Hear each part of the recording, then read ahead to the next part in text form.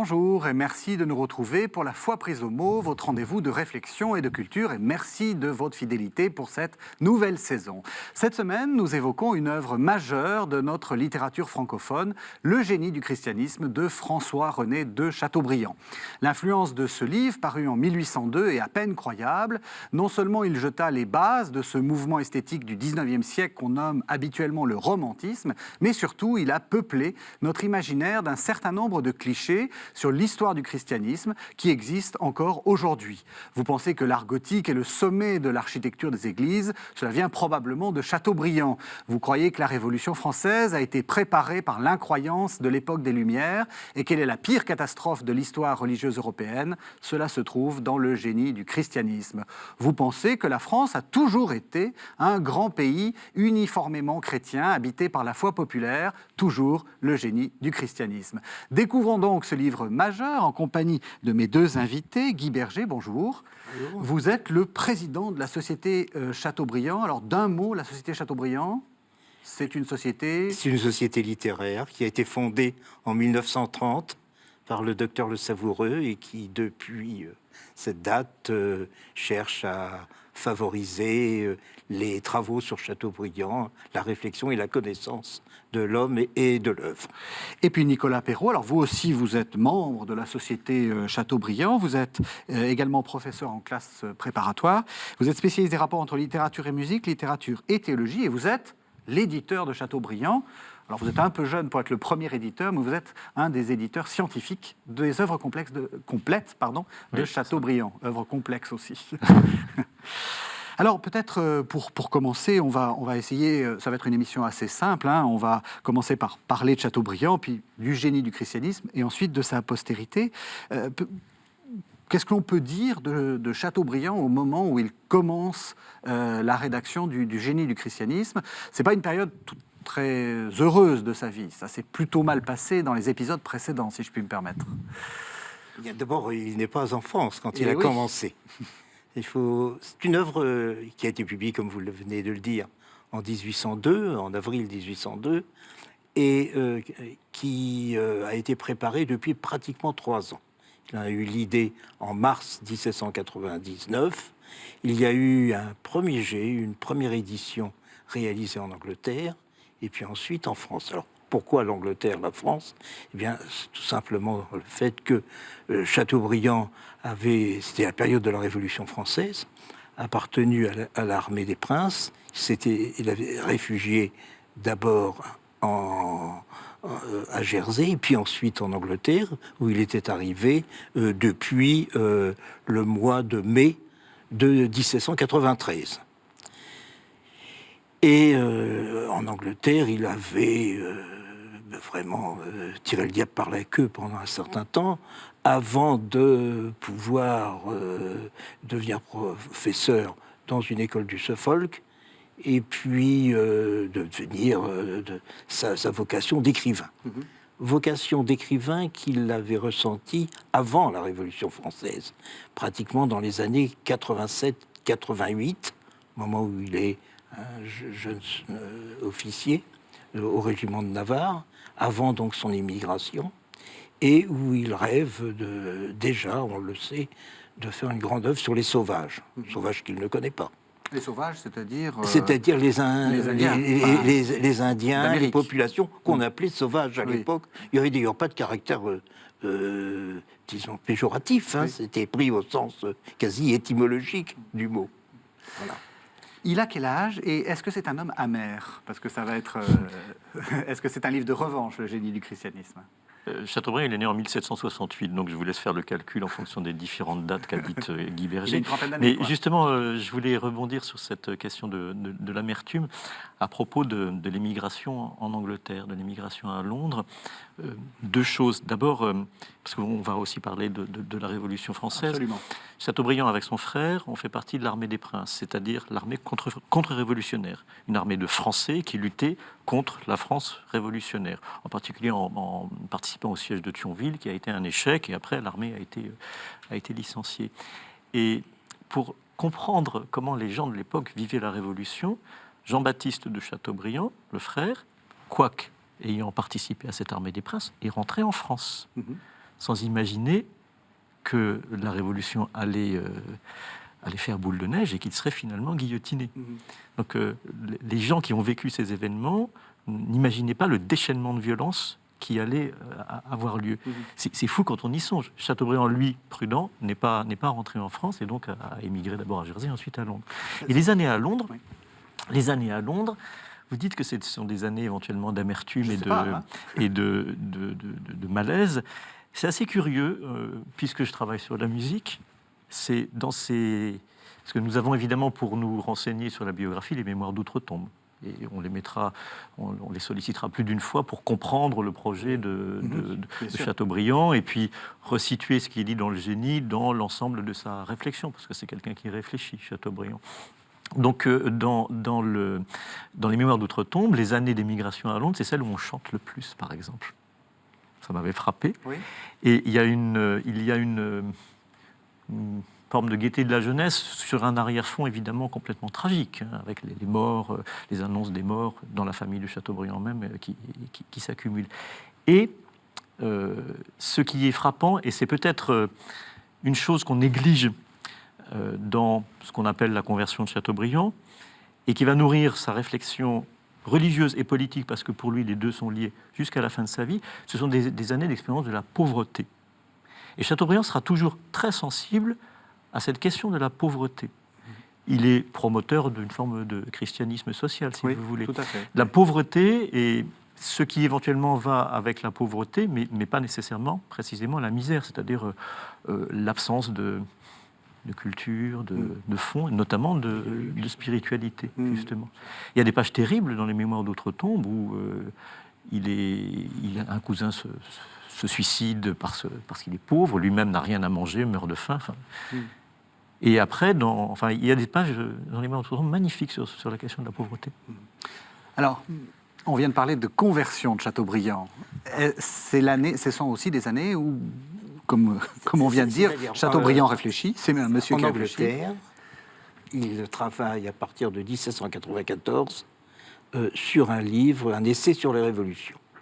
Un essai sur les révolutions qui veut faire une comparaison avec les révolutions du passé et la Révolution française, donc un livre d'actualité, hein, et où il pose d'ailleurs des questions proprement politiques sur l'interprétation de la Révolution française, mais par un retour sur les révolutions du passé, c'est-à-dire de la Grèce en l'occurrence, pour voir qui s'est passé, ce qu'elles ont de commun ou au contraire de différent avec la période qu'il a pu vivre. Alors ce livre est publié en mars 1797 à Londres, chez Dulot.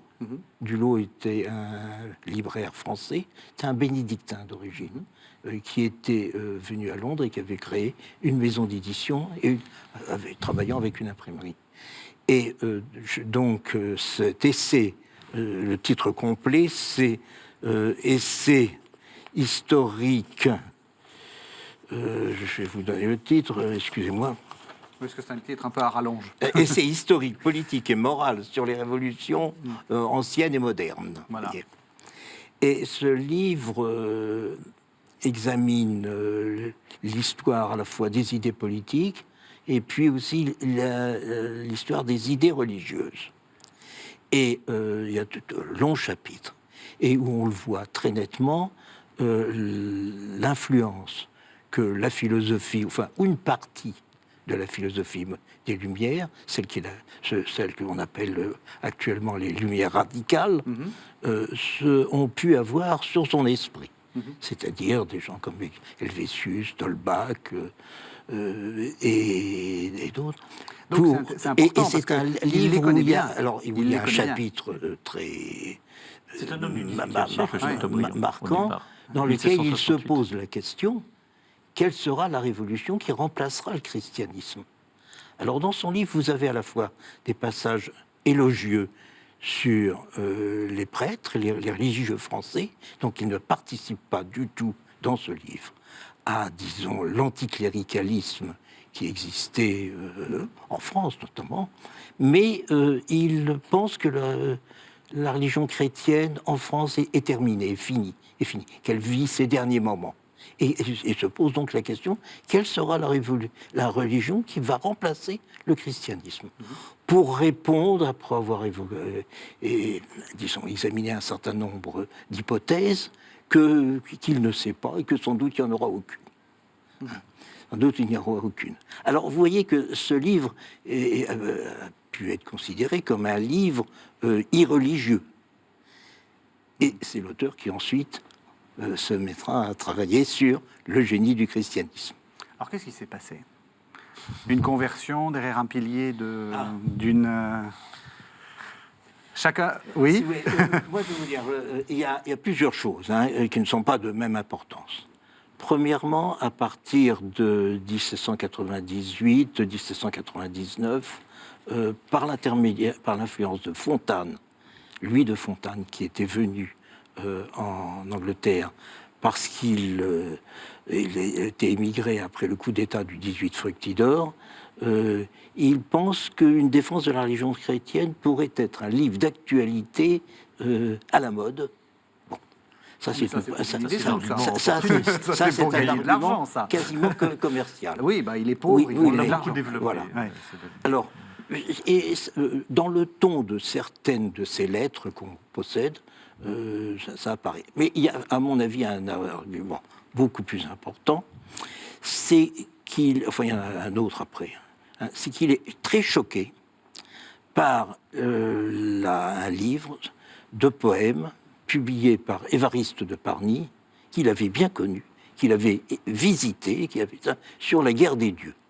Et la guerre des dieux est un ouvrage assez bon sur le plan proprement poétique, intéressant, avec une diversité de tons, une parfaite maîtrise des vers, qui, dans le style de la Pucelle de Voltaire, se moque des dieux, enfin, se moque des personnages du christianisme en imaginant une espèce de guerre entre les dieux du paganisme et les grands personnages du christianisme, à commencer par la Vierge Marie, Saint Joseph, vous voyez ce qu'on peut dire, et bien sûr Dieu le Père, le Saint-Esprit qui apparaît comme une colombe ridicule. Voilà.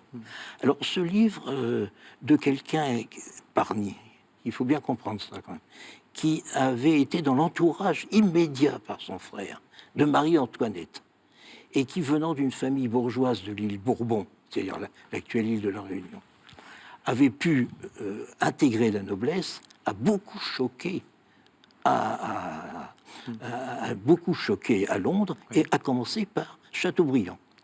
Et Pelletier, dans un de ses journaux, a publié 2 comptes rendus très sévères, et on pense que l'un d'entre eux a été rédigé par Chateaubriand. Pas signé, mais quand même rédigé par Chateaubriand.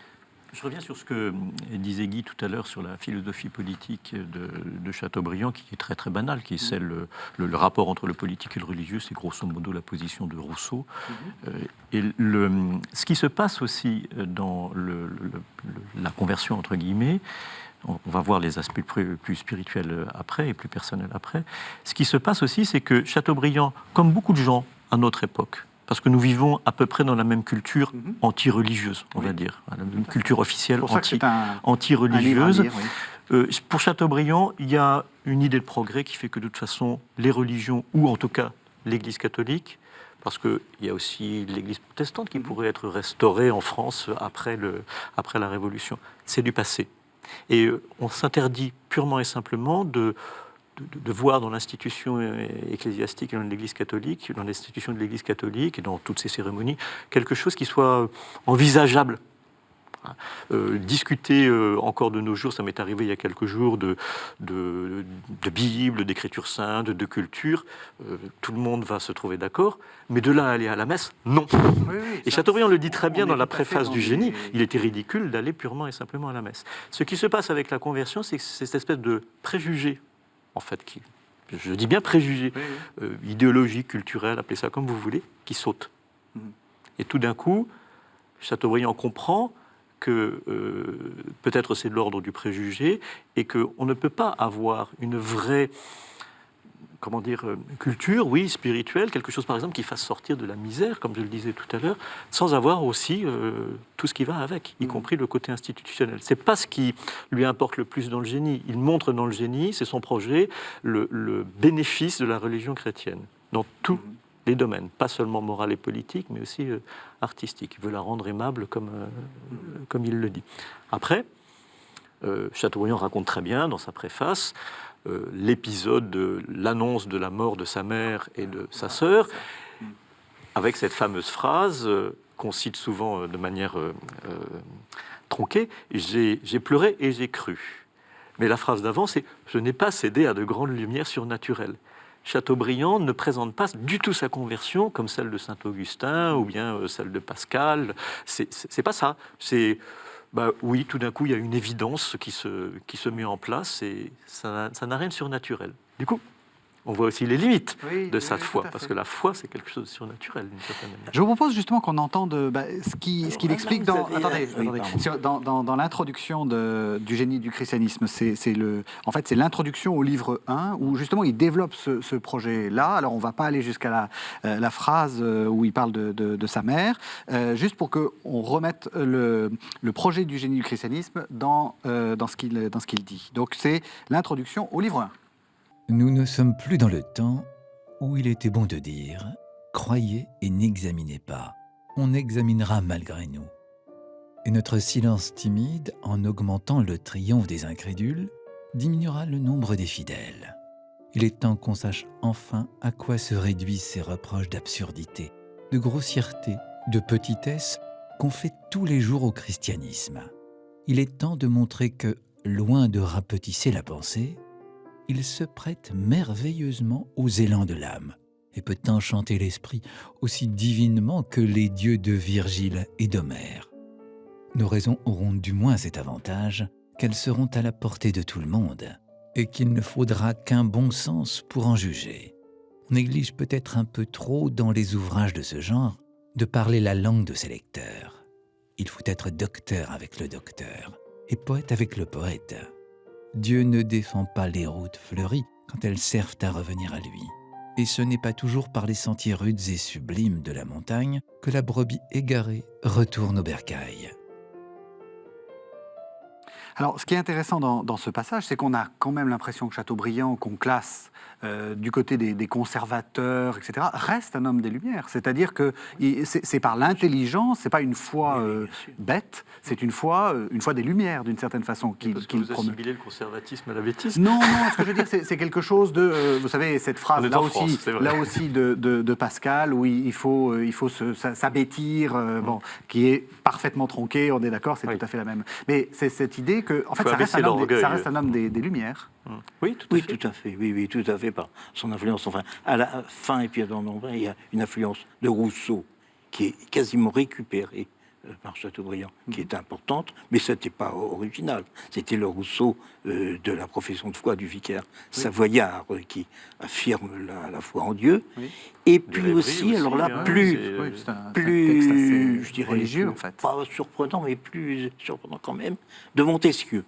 Alors vous avez l'édition originale. J'ai l'édition originale. Enfin, pas tout à fait d'une spécialiste. La seconde, la deuxième, celle où il y a la défense du génie du christianisme et celle où il y a une dédicace très bien sentie au premier consul Napoléon Bonaparte. Et il y a une citation de Montesquieu en exergue, vous voyez, qui est « Chose admirable de la religion chrétienne, qui ne semble avoir d'objet que la félicité de l'autre vie, fait encore notre bonheur dans celle-ci. » Donc, vous voyez, une démarche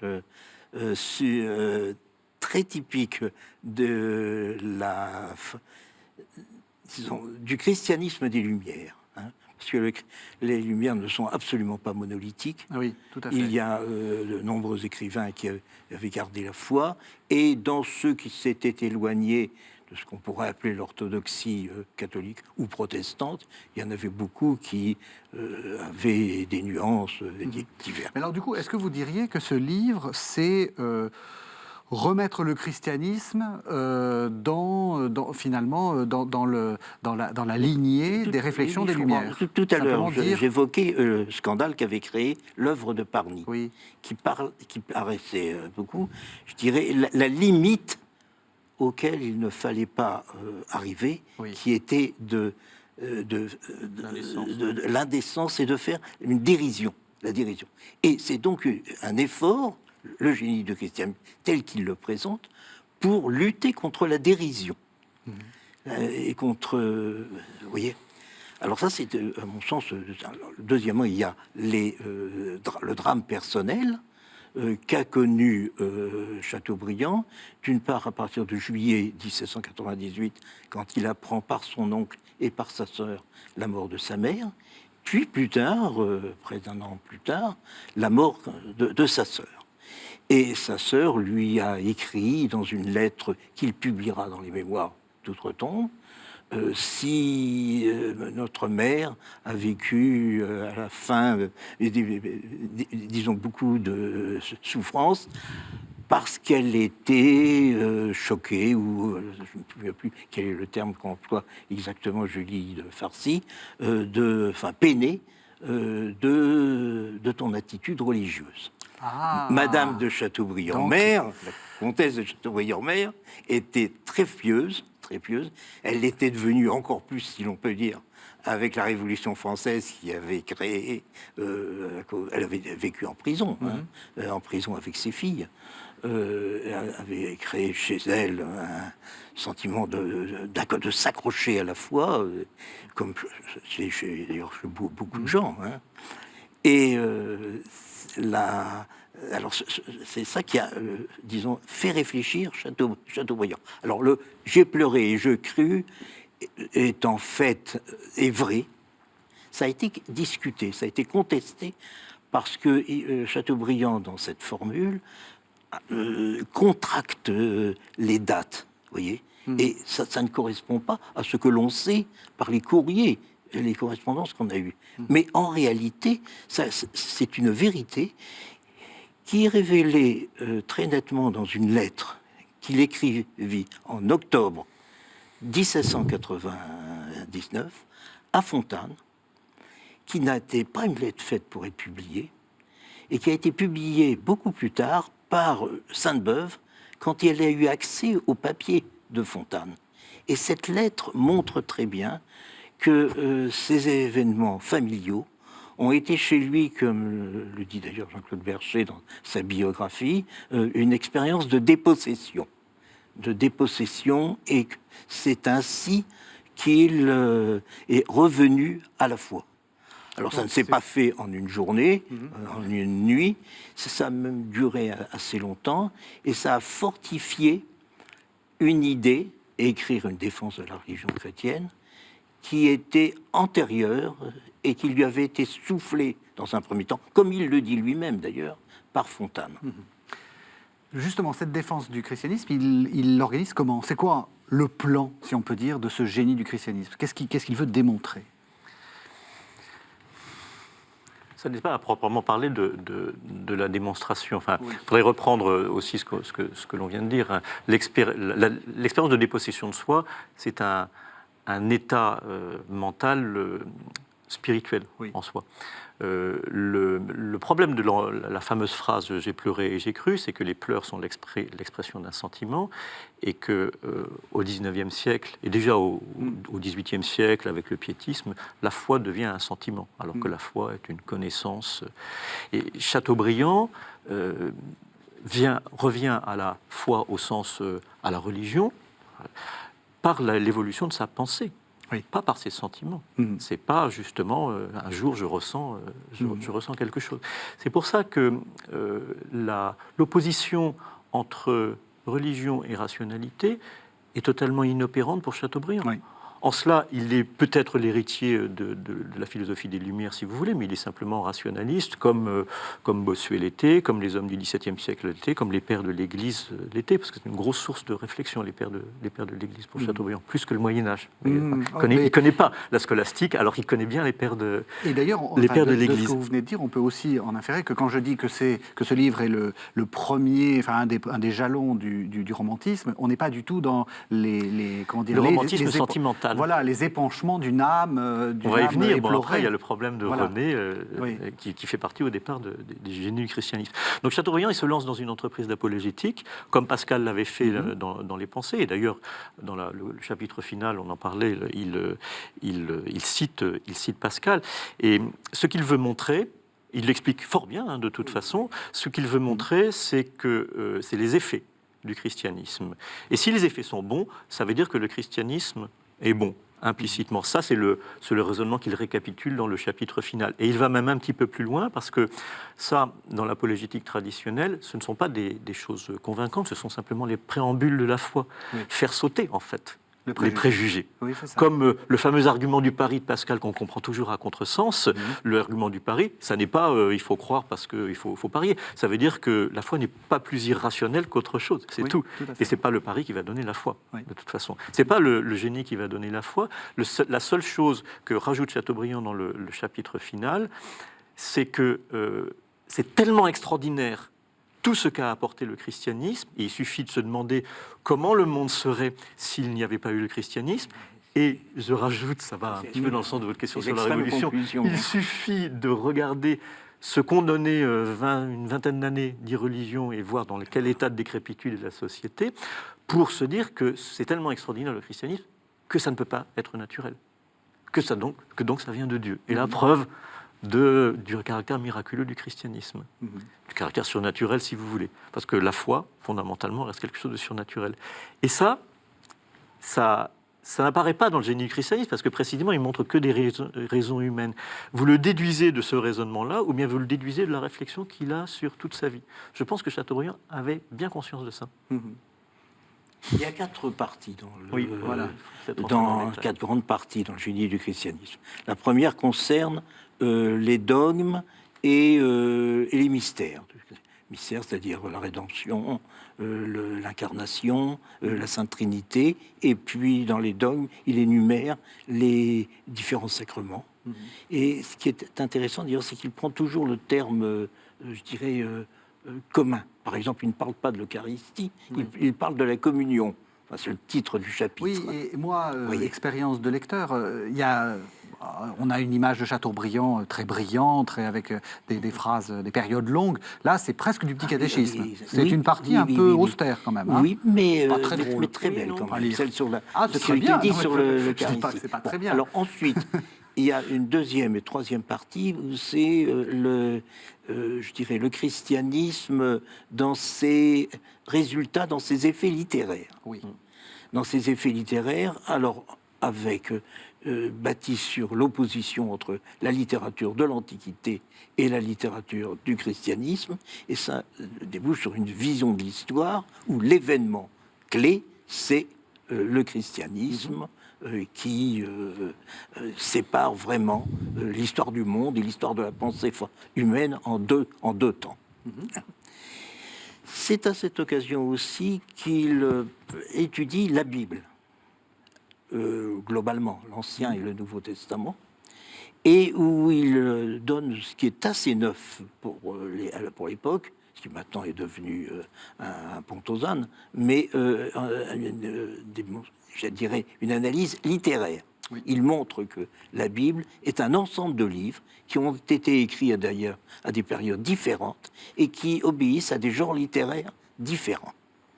Alors, bon. Et puis la quatrième part, alors ça c'est dans la deuxième et troisième partie, et la quatrième partie, elle analyse, enfin vous montre les grands effets du christianisme sur la société. Et c'est là, enfin sur la société chrétienne. Et c'est là qu'il parle des ordres monastiques. Et on peut considérer que là, et des missions et des effets sur la société. Alors, reprenons, sur les ordres monastiques, on peut vraiment dire qu'après le désastre complet qu'avait été à l'époque de la Révolution française, la suppression totale de la vie monastique en France, les monastères saisis, les biens vendus, les religieux réduits à l'état laïque, ou du moins on leur demandait d'être des prêtres de paroisse. Il y a, à partir du 19e siècle, avec des personnes comme Don Guéranger oui, et vous d'autres... nous faites passer déjà dans la postérité. C'est clair que ce livre a une postérité pour la restauration monastique du 19e. Ça, manifestement, le génie du christianisme est une pierre... alors, il se contente, il faut bien voir, sa science, elle est tout à fait de seconde main. Il prend les grandes histoires du monachisme européen qui avaient été écrites au XVIIe, XVIIIe siècle, et il les résume. Ce qui est intéressant d'ailleurs, c'est qu'il parle aussi à cette occasion des maronites et des coptes. Donc, ce que fait Chateaubriand dans le génie, c'est de montrer, simplement de montrer, pas de démontrer, mais de montrer avec le préjugé inverse de celui qui régnait jusque-là. C'est tout. C'est pour ça que ça n'est pas une œuvre, ça peut paraître extrêmement partial, et ça a apparu tel, et même encore de nos jours, il récupère systématiquement tout en faveur du christianisme, ça fait paraître caricatural par moment, mais qu'en même temps, de toute façon, ça ne cherche pas à démontrer... ça ne cherche pas à démontrer rationnellement, ça cherche simplement à montrer ce que c'est que le christianisme. Et quelle est l'œuvre du christianisme? Et quels ont été ses effets? Avec, comme je vous disais, les conséquences qu'on va en tirer après. C'est dans la troisième partie, on peut enchaîner sur la question du Moyen-Âge, peut-être. Oui, ben voilà, la postérité. C'est dans la troisième partie qu'il y a les chapitres sur les beaux-arts, sur l'architecture, sur la musique, qui ne sont pas très, très développés, mais qui ont quand même beaucoup marqué. Vous parliez en introduction des cathédrales gothiques. Il y a le fameux chapitre sur les forêts des Gaules, transposé. C'est pas une invention de Chateaubriand, d'ailleurs. Il n'invente pas forcément beaucoup. Il sait très bien dire et montrer, mais... les fameuses forêts des Gaules transposées dans les voûtes de nos cathédrales. Et quand vous disiez que c'était Chateaubriand qui a instauré le préjugé pro-Moyen-Âge, je vous disais tout à l'heure, Chateaubriand non seulement ne connaît pas bien ce que nous appelons le Moyen-Âge, mais je pense que d'une certaine manière, pour lui, il n'y a pas un Moyen-Âge différent. Je vais y revenir après. Mais je cite les Mémoires d'Outre-Tombe qui apportent un démenti à ce que, ou une réponse plus exactement à ce que vous disiez. Je cite très rapidement, c'est dans le chapitre 11 du livre 13 des Mémoires d'Outre-Tombe. Si à force d'entendre rabâcher du gothique, donc ça c'est écrit dans les années 1820, cette partie-là, oui c'est ça. Si à force d'entendre rabâcher du gothique, on en meurt d'ennui, ce n'est pas ma faute. Oui, mais c'est intéressant parce que ça peut dire que quand même on lui a attribué cette sorte de... Oui, enfin... Bien sûr. Chateaubriand, pour lui, l'événement le plus important de l'histoire du monde, c'est l'apparition du christianisme. Et ça signe le partage entre effectivement le monde païen, avec tout l'héritage antique que l'on assume, évidemment, et puis le monde qu'il appelle moderne. C'est quand même la première personne à utiliser le mot de modernité. Et il utilise systématiquement, comme Madame de Staël d'ailleurs, à la même époque, le christianisme comme l'ère moderne, comme le facteur qui a créé l'ère moderne. Et du coup, il n'y a pas de fracture dans cette... Il n'y a pas le Moyen-Âge, l'époque classique. Ce qu'il voit dans les Lumières, c'est une espèce de... Il explique très bien aussi dans les Mémoires d'Outre-Tombe, mais c'est ce qui est en permanence dans le génie du christianisme. Les Lumières comme une espèce de sclérose d'un idéal classicisant. Les hommes du XVIIe siècle étaient dans la référence à l'Antiquité, mais toute la deuxième partie du génie du christianisme consiste précisément à comparer, par exemple, l'Andromaque de Racine et celle d'Euripide ou de Virgile, pour montrer que l'Andromaque de Racine, quoique sujet antique, est supérieur parce que Racine y pense en chrétien, qu'il le veuille ou non. Et que Voltaire, quand il fait des tragédies antiquisantes ou bien des poèmes épiques comme la Henriade, où il y a du christianisme, il est sec parce qu'il n'est pas croyant. Parce qu'il a la culture chrétienne, et c'est ça qui lui donne ses atouts les plus importants, hein, mais qu'il est sec parce qu'il n'est pas croyant. Les critiques de Voltaire, qui est assez intéressant. Parce on va que manifestement, mais... Voltaire a été un de ces auteurs qu'il a, à l'évidence, beaucoup lu, beaucoup pratiqué, mais il y a volonté de le récupérer et en même temps de le critiquer. Alors, avant de revenir à Voltaire, je vous propose qu'on entende un passage du livre 5, c'est au chapitre 6, toujours dans cette idée de la postérité. Je voudrais qu'on entende la défense du petit peuple que fait Chateaubriand, du petit peuple qui, mieux que les philosophes, sait ce qu'est la vraie religion. Le peuple est bien plus sage que les philosophes. Chaque fontaine, chaque croix, dans un chemin, chaque soupir du vent de la nuit porte avec lui un prodige. Pour l'homme de foi, la nature est une constante merveille. Souffre-t-il ? Il prie sa petite image et il est soulagé. A-t-il besoin de revoir un parent, un ami ? Il fait un vœu, prend le bâton et le bourdon du pèlerin. Il franchit les Alpes ou les Pyrénées, visite Notre-Dame de Lorette ou Saint-Jacques en Galice. Il se prosterne. Il prie le saint de lui rendre un fils. Pauvre matelot peut-être errant sur les mers, de sauver une épouse, de prolonger les jours d'un père. Son cœur se trouve allégé. Il part pour retourner à sa chaumière. Chargé de coquillages, il fait retentir les hameaux du son de sa conque et chante dans une complainte naïve la bonté de Marie, Mère de Dieu. Chacun veut avoir quelque chose qui est appartenu au pèlerin. Que de mots guéris par un seul ruban consacré. Le pèlerin arrive à son village. La première personne qui vient au-devant de lui, c'est sa femme relevée de couche, c'est son fils retrouvé, c'est son père rajeuni. Alors, quand on entend ça, effectivement, c'est assez surprenant parce que on est dans un sentiment assez ambigu en tant que lecteur moderne. D'un côté, on se dit, quand même, il parle du peuple, et en même temps, il y a cette vieille rengaine de la foi populaire qui a toujours raison, etc. Et j'aimerais qu'on discute un peu sur ce côté image, comme je disais, conservateur, mais en fait, pas tant conservateur que ça. La vieille rengaine de la foi populaire qui a toujours raison, il faut faire attention. Il ne faut pas mélanger le fameux adage Vox Populi, Vox Dei, qui était ce qui légitimait par exemple les élections des évêques type Saint-Augustin, et puis la valorisation du peuple qui est quelque chose me semble-t-il, de propre au XVIIIe siècle. Oui. Bon, un petit peu déjà chez les penseurs antiques, Tacite par exemple, il valorise les barbares par rapport aux Romains civilisés, il valorise le peuple par rapport aux nobles corrompus. Mais c'est quelque chose qui est très fort dans le XVIIIe siècle, évidemment, avec Rousseau, mais pas seulement avec Rousseau. Donc il est dans ce sillage-là. Il y a effectivement tous ces chapitres sur... très joli d'ailleurs, pour le coup, dans le génie du christianisme, où il décrit par exemple cette femme qui berce son enfant en lui chantant des Noëls, les fêtes populaires, justement liées à une religion populaire, pour en tirer comme conclusion que cela n'est nullement méprisable. On est toujours dans la même idée de ne pas de faire sauter des préjugés. Que le christianisme, c'est la religion des pauvres, mais c'est aussi la religion des gens, des gens intelligents qui n'ont pas à mépriser les pauvres pour autant.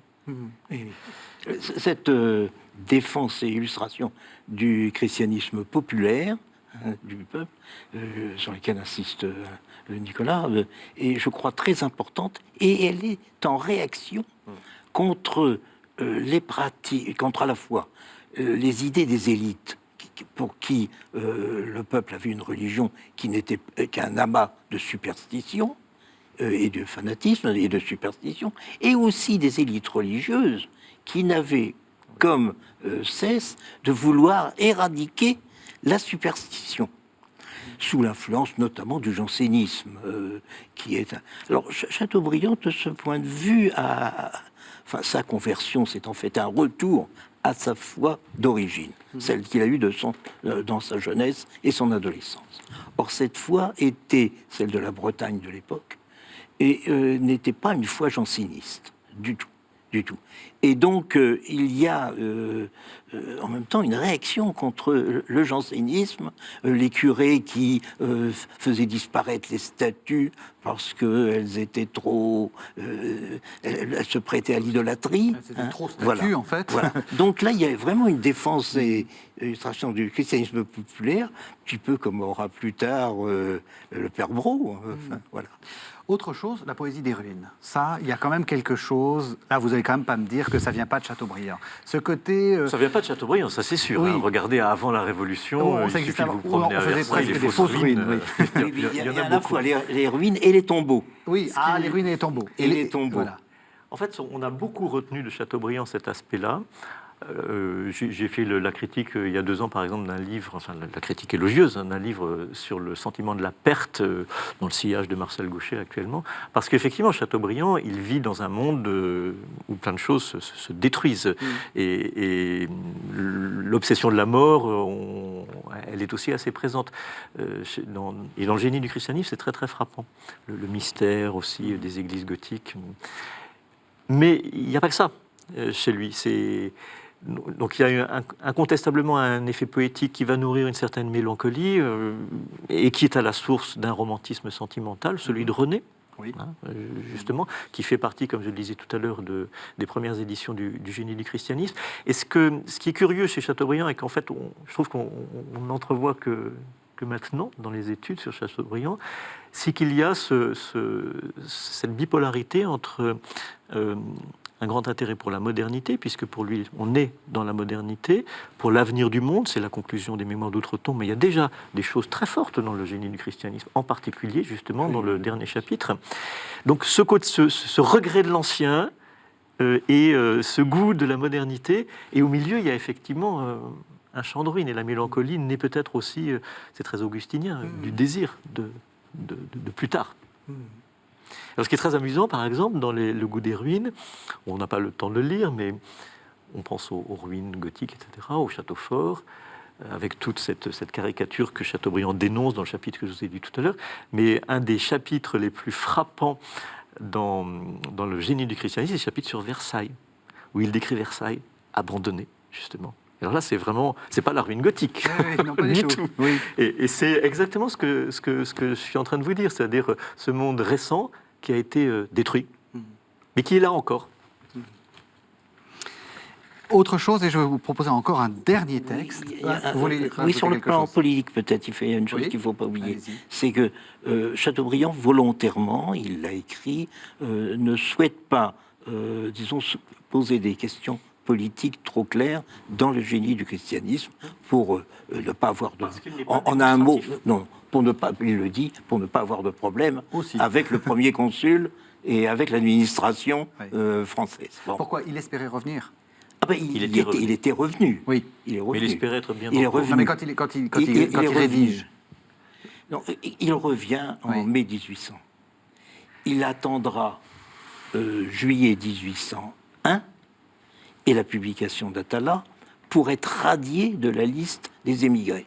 C'est-à-dire qu'à tout moment, Ah oui, d'accord. il Il est en pouvait plein être dans le arrêté, processus de- conduit en prison, et si on voulait bien chercher, conduit au poteau d'exécution.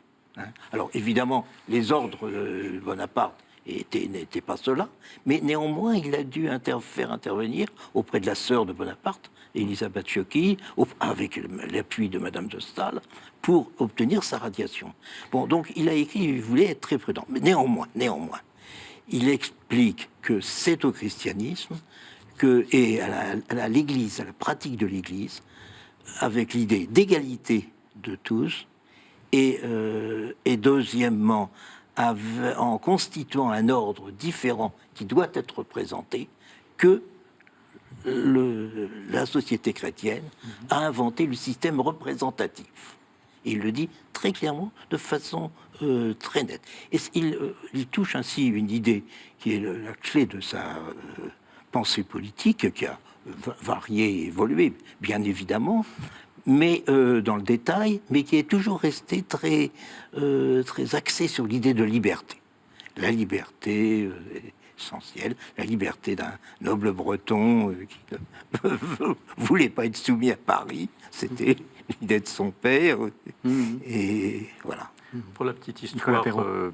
politique, Sainte-Beuve a beaucoup insisté sur le fait que le génie du christianisme, c'était l'ouvrage aussi de circonstance pour Napoléon. C'est-à-dire l'ouvrage qui paraît en même temps que le Concordat pour appuyer la politique religieuse de Napoléon de restauration de l'Église et de l'Église catholique. Parce que ça n'allait pas de soi pour Napoléon et surtout pour son entourage de restaurer l'Église catholique. Après, le projet initial du génie, en fait, on ne le connaît pas exactement. On a tous ces témoignages, mais il est rédigé à Londres. Il est commencé à imprimer à Londres. Il y a un volume imprimé à Londres, donc avant 1800. Il arrive en France, il le réimprime, il y a un volume imprimé. Et Non, il réécrit complètement. Alors, il mais a on ne écrit, sait pas, voilà. la version de il a 1801, on ne sait pas complètement. il a réécrit La version de complètement. 1802, c'est celle qui est éditée. Donc où il y c'est a celle que vous avez. Donc un ça- énorme travail. Donc ça, c'est la- non. Non. Ces versions de 1800 et 1801, personne ne les a. Personne ne les Elles a. ont Ce que- été donc, imprimées. Ce que vous avez, c'est quoi? C'est Non, la version, j'ai c'est la deuxième édition. Le texte que du j'ai, texte c'est celui définitif. de D'accord. 1803, qui est exactement conforme, sauf justement des corrections, et une dédicace au premier consul, et une défense du génie du christianisme qui paraît en conclusion Oui. au texte de 1802. Mais- Les texte- autres dont je parle, attendez, ce sont des rééditions, auparavant, si vous voulez. auparavant a été écrit et commençait à être imprimé à Londres disons 2 volumes de 350 pages chacune. Il l'écrit dans ses lettres. Il les rachète au moment où il Qu'est-ce qu'il part, avait dû raconter? où il part en France sous un nom d'emprunt Oui. en mai de 1800 et où il arrive.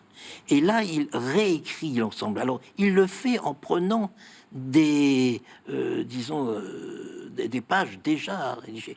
Et c'est ainsi que, Maurice Regard, pour, dans son édition, a donné les fragments du génie du christianisme Son édition primitif. Oui. Primitif. Parce Parce qu'il nous qu'il reste des avait choses, gardé... Oui, c'est ça. C'est-à-dire Non, qu'à la et- fin de la vie, il y a eu une édition des œuvres complètes par Pourrat en 1839, si je me Oui, rappelle oui. bien, où Pourrat a eu accès, sans doute par Chateaubriand lui-même, à ce fameux génie du christianisme primitif. Et Mais donc il y a dont on toute n'a une plus série, de traces. dont il y a Et puis, toute une série de Chateaubriand- fragments qui sont publiés. D'accord. Les Mais pas- volumes mais pas le- eux-mêmes, oui. je rêve, je suis D'accord. sûr qu'il y a ça quelque part, Oui. dans une bibliothèque en Angleterre, aux États-Unis ou peut-être en France. Appel aux de des découvrir téléspectateurs. le génie du christianisme primitif. Et j'avais travaillé sur ces fragments à une époque pour montrer justement comment il charcutait un texte qui avait sa cohérence au départ et qui ne l'a plus dans le génie du christianisme définitif. Mais c'est évident que le génie du christianisme définitif est parti sur une ampleur de plan, et notamment les 4 parties et la part sociale, sans commune mesure sans doute avec ce qu'il y avait dans le génie du christianisme primitif. Ça a Alors- doublé de volume par rapport à... J'avais prévu un dernier texte, mais on n'aura pas le temps de le lire puisqu'il nous reste plus que 4 minutes. Peut-être Je vais vous parler de René quand même. une dernière question. Pourquoi est-ce qu'il faut lire aujourd'hui le génie du christianisme? Autre que parce que c'est Chateaubriand et que c'est un anniversaire. Donc c'est toujours bon de relire Chateaubriand. Quelle est pour vous la chose la plus importante? Moi, je dirais... Je pense que le projet, en soi, est intéressant. On l'a évoqué Oui, tout à absolument. l'heure. Et il est très Il est actuel. très d'actualité. Oui, tout à fait. Après, il y a énormément de déchets quand même. Je me suis intéressé il y a très peu aux chapitres dogmatiques que personne ne lit. Ils ne sont pas si inintéressants que ça, à partir du moment où on les comprend comme comme préambule, s'adressant à des gens ignorants pour les faire venir à quelque chose de beaucoup plus compliqué. Parce qu'en fait, ils maîtrisent assez bien sa théologie. Mhm. On n'a pas l'impression, mais... En tout cas, la Bible, c'est très intéressant. Bon, donc tout ça, le projet d'ensemble, il est intéressant. Je disais, il y avait beaucoup de déchets. Moi, je lis le génie du christianisme par page. C'est évident que les pages de description, je ne sais pas, des oiseaux aquatiques, par exemple, c'est extraordinaire. Oui, c'est C'est du merveilleux. poème en prose magnifique. Oui, Et alors vous le lisez pourquoi? Je le lis, parce que c'est une œuvre majeure de Chateaubriand, et aussi parce que je crois que l'idée fondamentale est juste, à savoir que la foi chrétienne s'exprime par des œuvres, Oui. et dans ces œuvres, il y a des œuvres littéraires, il y a des œuvres artistiques, de peinture, de sculpture, d'architecture, et puis des réalisations sociales, et dans l'évangélisation, et puis dans la conception de la société. Et il le dit très bien. Au fond, il ne cherche pas à démontrer le Christ. Il cherche d'abord dans les premiers chapitres dogmatiques auxquels a fait allusion tout de suite Nicolas, il ne cherche pas vraiment à les démontrer. Il cherche à éviter qu'on en ait une version ou une vision fausse. Oui. Fausse et dérisoire. Mais une fois qu'il a réalisé ce travail de réhabilitation, en quelque sorte, il passe à ce qui est le cœur de l'ouvrage, la démonstration par les effets. Alors, c'est évidemment convaincant jusqu'à un certain point. Disons, la splendeur de Borobudur ne démontre pas la vérité du bouddhisme, si vous voulez. Mais on peut...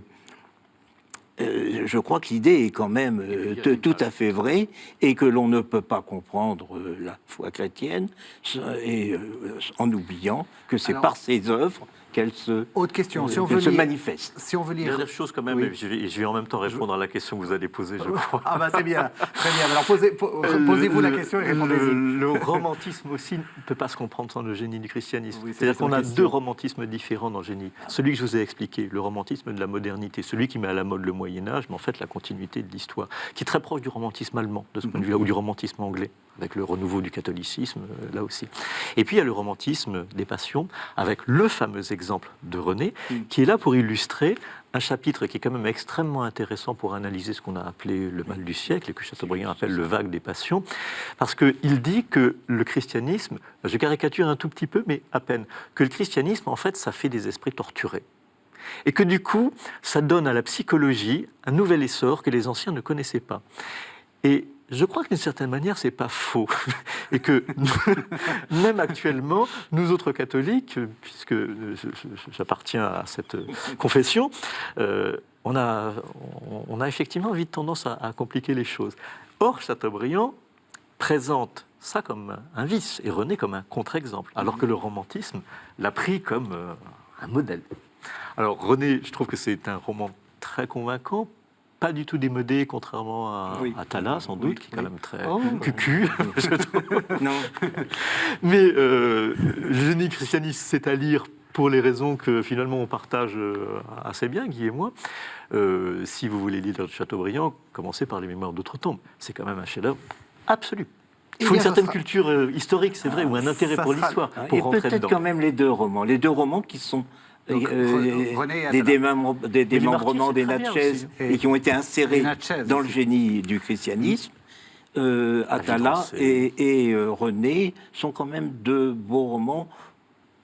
Oui, enfin, par rapport à Stendhal, autrefois, quand j'avais 14 ans, ou pas. 13-14 ans, et le premier livre de Chateaubriand que j'ai lu, que ma grand-mère m'avait fait lire, c'était Atala et René. Le meilleur roman de Chateaubriand, c'est quand même l'épisode de Velleda, des Martyrs.